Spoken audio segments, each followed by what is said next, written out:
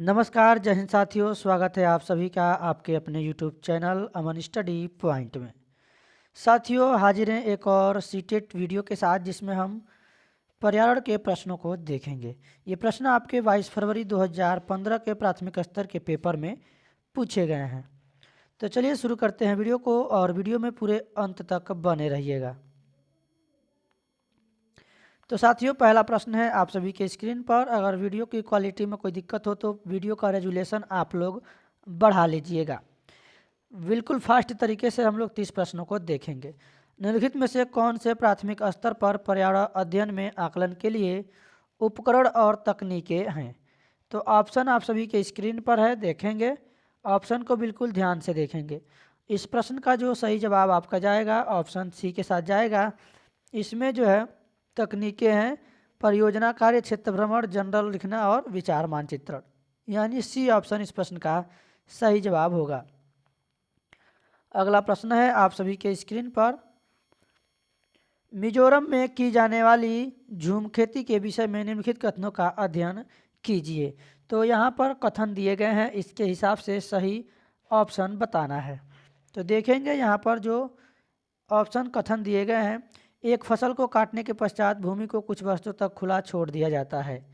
ये जो दिया गया है सही कहा गया है झूम खेती के बारे में। इस भूमि पर उगने वाले बांस और खरपतवार को काटकर जला दिया जाता है, ये भी सही है झूम खेती के बारे में।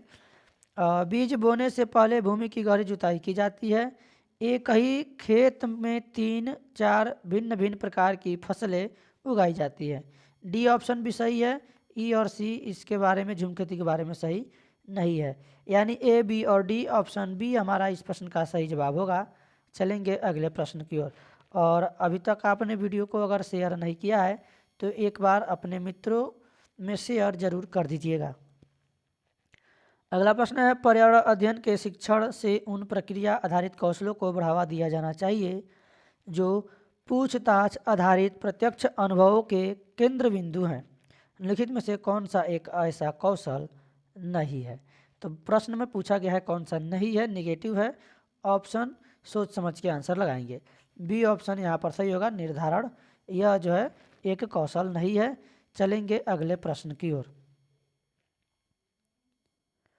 अगला प्रश्न है आप सभी के स्क्रीन पर, देखेंगे। राधा विभिन्न प्रकार के यात्रा टिकटों का उपयोग करती है। ऐसे टिकटों के उपयोग से निम्नलिखित में से किस संकल्पना पर प्रभावपूर्ण ढंग से चर्चा की जा सकती है? ऑप्शन है आप सभी के स्क्रीन पर, बिल्कुल ध्यान से ऑप्शन को देखेंगे। तो यहाँ पर देखेंगे ऑप्शन है, देखेंगे इसमें पहला कथन दिया गया है अलग अलग साधनों से यात्रा करने पर यात्रा की लागत भी भिन्न होती है, सही है। और अगला दिया है यात्रा की लागत उस वाहन द्वारा प्रयुक्त ईंधन पर निर्भर करती है। और सी ऑप्शन दिया गया सार्वजनिक परिवहन से एक स्थान से दूसरे स्थान जाने के लिए हमें टिकट चाहिए, चाहे सार्वजनिक हो या प्राइवेट हो, दोनों में लगता है। आरक्षण प्रक्रिया की समझ, तो इसमें जो हमारा सही जवाब जाएगा इस प्रश्न का ऑप्शन सी के साथ जाएगा। ए और सी इस प्रश्न का जो है सही जवाब हो जाएगा।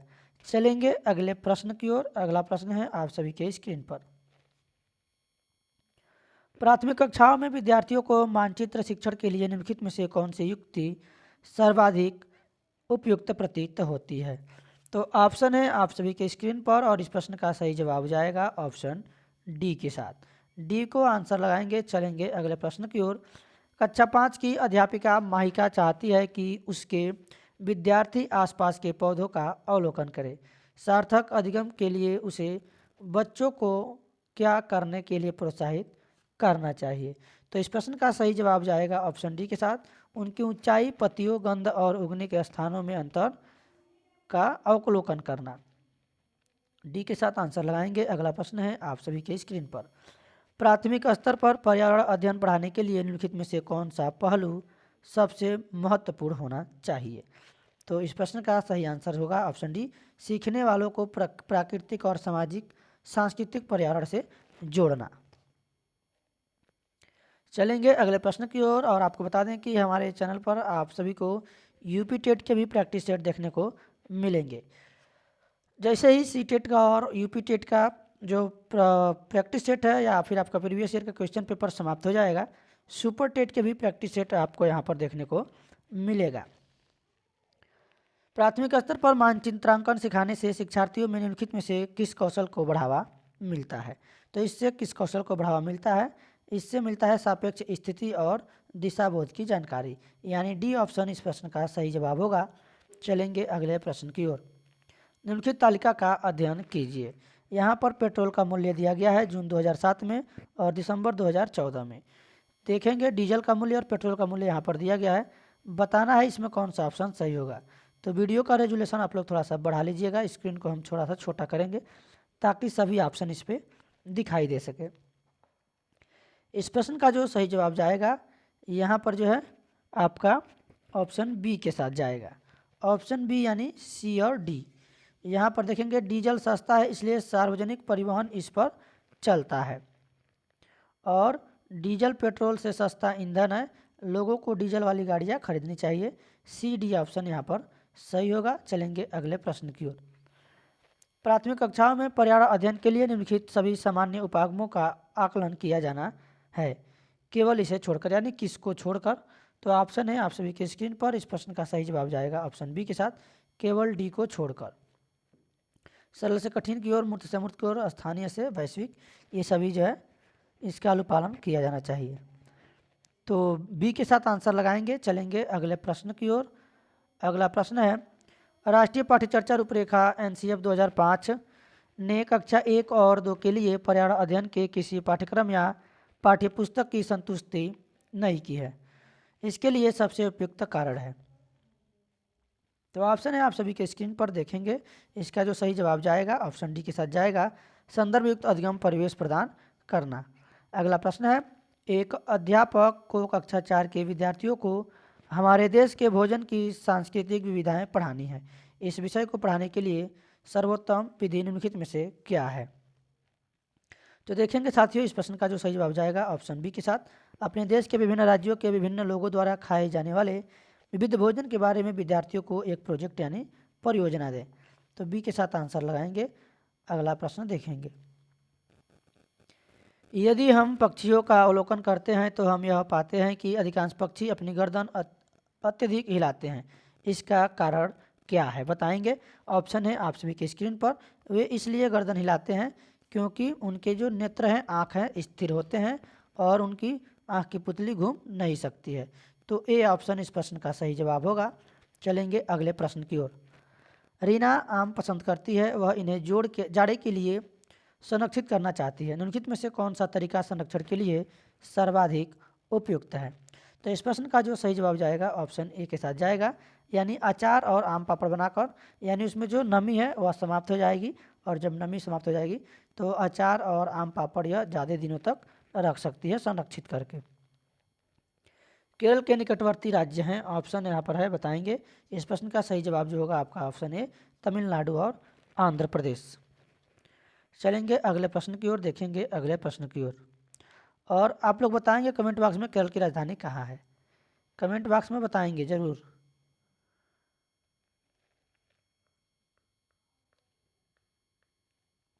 कमेंट बॉक्स में कमेंट करके बताएंगे क्या केरल की राजधानी जो है तिरुवनंतपुरम है। अगला प्रश्न, निम्नलिखित में से हमारे देश के किस राज्य के अधिकतर लोग नारियल के तेल से पकी हुई समुद्री मछली खाना पसंद करते हैं? तो ये जो है गोवा के हैं। ऑप्शन बी इस प्रश्न का सही जवाब होगा। चलेंगे अगले प्रश्न की ओर। निम्नलिखित में से वह कौन सा जानवर यानी जंतु है जिसके अग्रदांत हमेशा बढ़ते रहते हैं? वे दांतों को बहुत अधिक लंबा ना होने देने के लिए वस्तुओं को काटते या कुतरते रहते हैं। तो यहाँ पर दो ऑप्शन है, गिलहरी भी है, चूहा भी है। तो यहाँ पर हम किसको आंसर लगाएंगे? तो यहाँ पर हम आंसर लगाएंगे डी, यानी चूहा। चूहा भी कुतरते हैं, गिलहरी भी कुतरती है, तो यहाँ पर डी के साथ आंसर लगाएंगे। चलेंगे अगले प्रश्न की ओर। देखते हैं, चूहे जो है कपड़ों को काट देते हैं घरों में।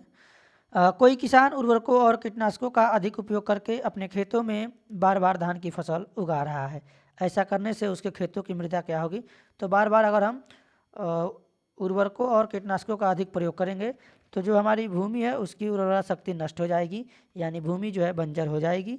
ऑप्शन सी इस प्रश्न का सही जवाब होगा। चलेंगे अगले प्रश्न की ओर। रेगिस्तानी ओक के बारे में निम्नलिखित कथनों का अध्ययन कीजिए। तो दिया गया है, तो रेगिस्तानी ओक के बारे में कौन से कथन सही है, यहाँ पर आंसर बताना है। ऑप्शन है आप सभी के स्क्रीन पर। तो यहाँ पर देखेंगे रेगिस्तानी ओक के बारे में ए, बी और डी ऑप्शन। इस वृक्ष के तने में पानी एकत्रित होता है, ये दिया गया है। यह वृक्ष अबू धाबी में पाया जाता है, यानी ए, बी, डी और डी ये जो है ऑप्शन इसमें सही है। ए, बी और सी, डी वाला ऑप्शन गलत होगा। यह वृक्ष जो है अबू धाबी में नहीं पाया जाता है। कहाँ पाया जाता है? ऑस्ट्रेलिया में पाया जाता है। कहाँ पाया जाता है? ऑस्ट्रेलिया में पाया जाता है। इसलिए डी ऑप्शन यहाँ पर हमारा सही होगा, बी ऑप्शन नहीं होगा, क्योंकि डी वाला ऑप्शन इसमें दिया गया है, डी वाला ऑप्शन गलत है। तो ए, बी, सी यानी ऑप्शन डी इस प्रश्न का सही जवाब होगा। चलेंगे अगले प्रश्न की ओर। कोई व्यक्ति इतने तारीख को मडगांव से नागरकोइल जाने के लिए रेलगाड़ी में बैठा। रेलगाड़ी इतना बजे से मडगांव से चली और अगले दिन यानी अर्थात इतने को 4:45 पर नागरकोइल पहुंची। यदि इन दोनों स्टेशनों के बीच की दूरी 1140 किलोमीटर है तो रेलगाड़ी की औसत चाल थी। तो रेलगाड़ी की औसत चाल बतानी है। तो इसके लिए जो है, जो गाड़ी 7:45 से मडगांव से 2 जनवरी 2015 को चली है तथा अगले दिन 3 जनवरी 2015 को नागरकोइल पहुंची है, तो दोनों स्टेशनों के बीच जो लगा हुआ समय है हमको उसे निकालना पड़ेगा। तो 7:45 पे चली है और वह जो है 4:45 पे पहुंची है। तो इसमें देखेंगे 21 घंटे का अंतर है। तो यहाँ पर जो है दूरी है चाल बराबर दूरी बट्टे समय 1140 बट्टे हम 21 से जब इसको डिवाइड करेंगे तो ये हमारा 54 किलोमीटर आएगा। ऑप्शन ए इस प्रश्न का जो है सही जवाब हो जाएगा। चलेंगे अगले प्रश्न की ओर। नई दिल्ली में रहने वाला कोई व्यक्ति पहले भोपाल यानी मध्य प्रदेश और फिर रांची का भ्रमण करना चाहता है। उसकी यात्रा की दिशा पहले क्या होगी बताएंगे। तो इस प्रश्न का सही जवाब जाएगा ऑप्शन सी के साथ, दक्षिण दिशा में और फिर पूर्व दिशा में। ऑप्शन सी के साथ आंसर लगाएंगे। चलेंगे अगले प्रश्न की ओर। नीचे दिए गए सभी जानवरों में से निम्नलिखित में से कौन सी विशेषता पाई जाती है। तो छिपकली है, गौरैया है, कछुआ है, सांप है। ये सभी जो है देखेंगे आप क्या करते हैं, अंडे देते हैं। ये सभी क्या करते हैं, अंडे देते हैं। ऑप्शन ए इस प्रश्न का सही जवाब होगा। चलेंगे अगले प्रश्न की ओर। प्राथमिक स्तर पर पर्यावरण अध्ययन के शिक्षण में कहानियों और कविताओं का प्रभावी ढंग से उपयोग किया जा सकता है। पर्यावरण अध्ययन में इनके उपयोग किसके लिए किया जाता है? ऑप्शन है आप सभी के स्क्रीन पर।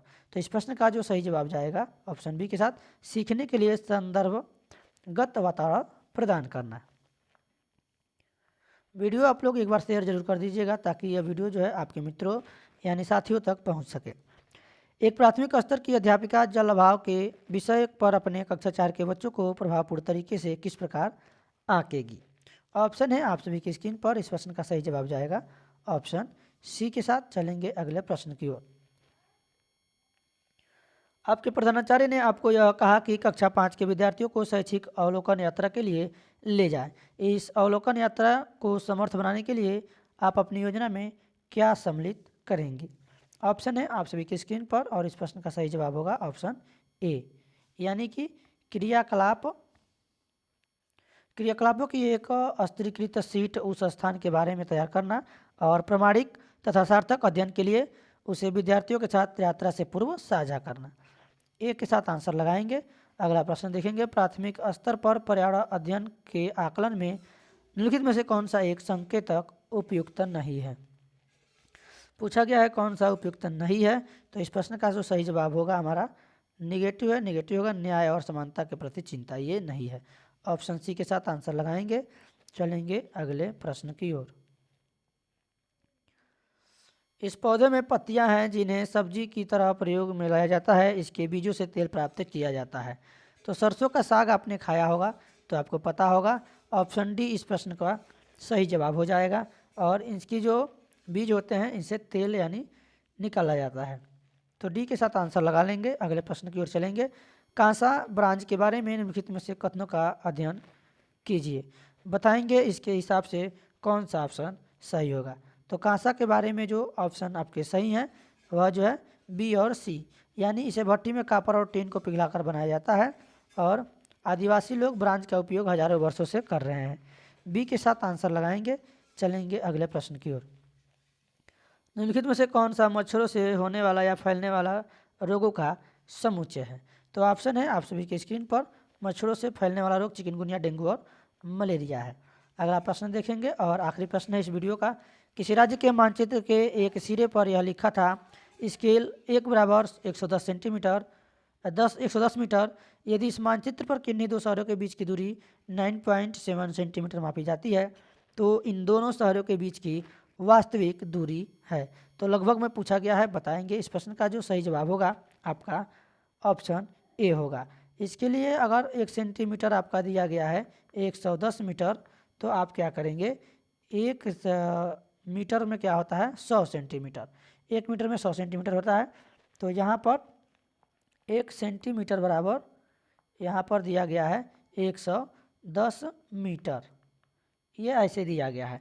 तो इसकी दूरी निकालने के लिए क्या करेंगे, 110 में हम पहले 9.7 सेंटीमीटर से गुणा कर देंगे, तो ये हमारा आ जाएगा 1067 मीटर। अब इसको जब हम किलोमीटर में बदलते हैं तो 1 किलोमीटर बराबर 1000 मीटर होता है, यानी 1000 में 1 मीटर होगा तो 1.067 ये जो है किलोमीटर में आएगा। तो इस प्रश्न का सही जवाब हमारा जाएगा ऑप्शन ए के साथ आंसर लगाएंगे। तो साथियों आज के वीडियो में बस इतना ही। वीडियो पसंद आया हो तो वीडियो को एक बार लाइक और शेयर कर दीजिएगा, और चैनल पर पहली बार हैं तो चैनल को सब्सक्राइब कर लीजिएगा इसी तरह के वीडियोज़ देखने के लिए। धन्यवाद। जय हिंद।